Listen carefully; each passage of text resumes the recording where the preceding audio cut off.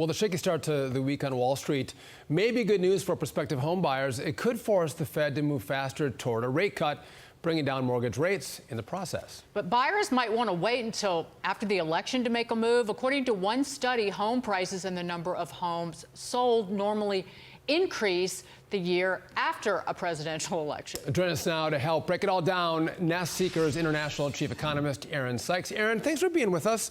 So again, we're seeing rates come down a little bit. We believe the Fed's going to cut rates, but home prices are still really high. So where do we go? Are we going to have more opportunity for home buyers who want that first home and to live the American dream?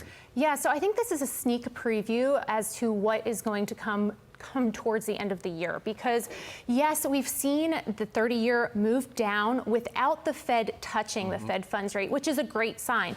Now, if we do get the cut in September, it will probably end up around 6.25 by the end of the year. That said, earlier this week, we were calling perhaps for an emergency cut. I don't see that on the table since we did rally back today.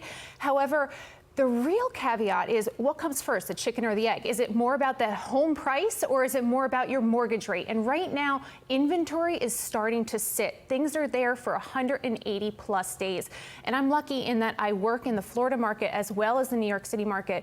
And in Florida, particularly in Palm Beach, we have been running 6 months almost to the day tracking ahead of New York City. And we pulled back 6 to 9 months ago. Our inventory is over 180 days on market. We have 36% more inventory on this year versus last year. So I expect that to follow suit in the rest of the country as well. So there is more inventory, but are you starting to see, and it's sitting on market longer, but are prices coming down? Because that's the adjustment that you need to see.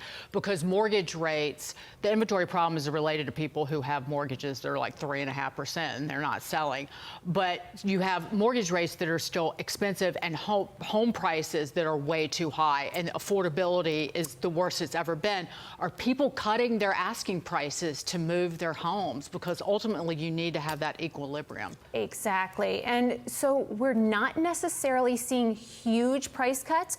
We're starting to see people tiptoe into the price cuts. However, what is actually going into contract is going into contract 10 to 20% below ask. So you have to be aggressive as a buyer. Don't pay attention to the list price. Really go in, make your own deal, state a case for that deal, exactly what you just said. And you can find this happy medium of a falling interest rate environment plus a falling price environment, but it's going to be a blip in the radar, so it's not going to last very long. So you got to time it right.